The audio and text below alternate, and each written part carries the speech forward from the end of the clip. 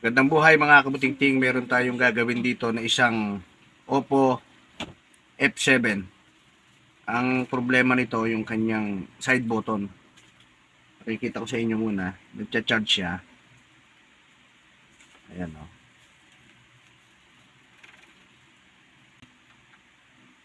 Ayan. Tingnan natin kung ilang percent siya.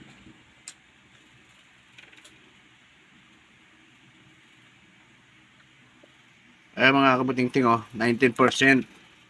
Pero kapag ka pinindot nyo to, ayan o, ayaw niya. Ayan. Dahil lubog na yung kanyang power button. Side button ang tawag dito mga kabutingting. Ayan.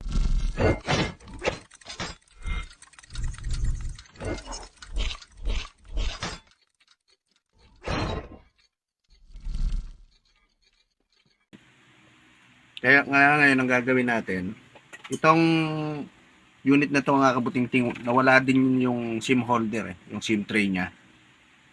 Kaya papalitan na lang natin. Kaya unang gagawin natin, hindi na natin magtatanggal ng SIM tray dahil wala siya. Dito tayo sa ilalim. Tanggal tayo ng back cover sapagkat magpapalit tayo ng power button. Gagawin nyo, tulak nyo lang siya, ganyan, paikot. Pagka tutunog naman yan Gagawin nyo mga kabutingting, itulak nyo lang siya ng medyo naka-slide na ganyan. Ayan o. Para mabuksan nyo yung back cover, ganyan. Tapos, pwede nyo siyang kukuhin kung kaya nyo. Ayan o. Paikot yan mga kabutingting.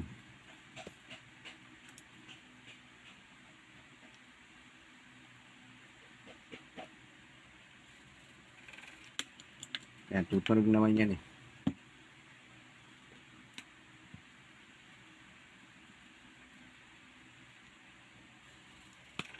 Ngayon, pagka naikutan ninyo na siya, dahil meron siya ritong fingerprint, ang flex niya nandito mga kabutingting. Kaya ang pagbubukas pa ganyan. Ayan. Ito, kita nyo. Ngayon, tatanggalin natin yung may tornilyo dito para matanggal natin tong ayan. Tanggalin muna natin.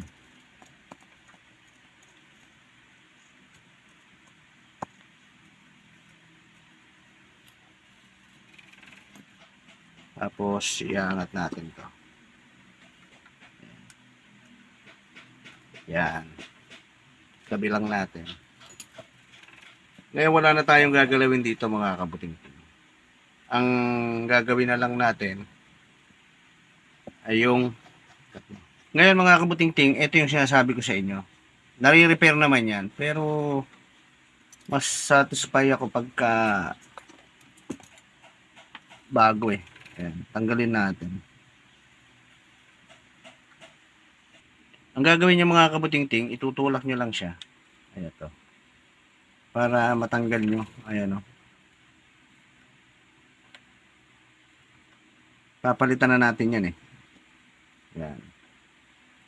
Pudpud na yung kanyang rubber dito. Sa volume, saka sa, ayan, volume niya, tutulak nyo lang din. Tatanggal nyo na siya. Ayan o. Ayan. Ngayon, ang gagawin natin, ito yung ipapalit natin. Ito yung luma, ito yung bago. Ayan o. Same siya mga kabutingting. Sabi natin. Ngayon, itatry natin siya. Kakabit natin. Oo. Ting-ting, ikabit muna natin yung power button. Ayan. Tapos, isusunod natin yung volume. May lock yan Ayan, na-lock na natin mga kabutingting. Ngayon, isusunod naman natin yung sa volume. Bali, ang gagawin nyo, susuot nyo lang din siya. Ganyan. Dito sa taas niya, meron siyang lock. Ayan. Ilalak nyo lang siya para pumantay.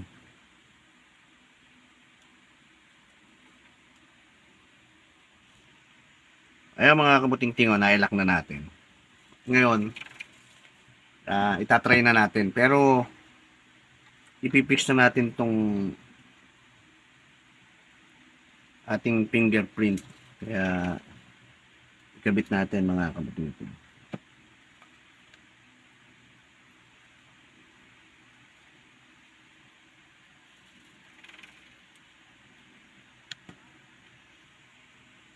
Ayan, ikabit na natin mga kabuting-ting. Ngayon, ibalik na natin yung tornilyo mga kabuting-ting.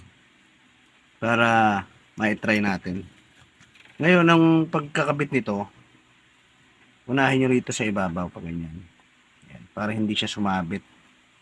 Ganyan. Unti-unti.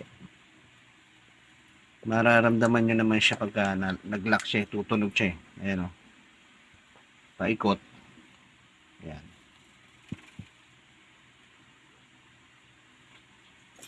Ngayon, itry natin i-on.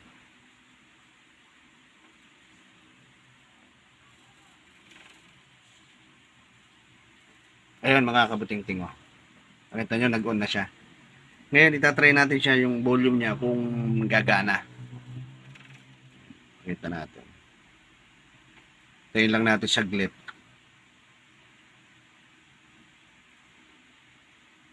Dahil naglo-loading yan. Bali, ang pinalitan natin dito, yung kanyang side button. Power button, saka yung up and down volume. Yan. Yun lang ang pinalitan natin dito. Tayin lang natin saglit.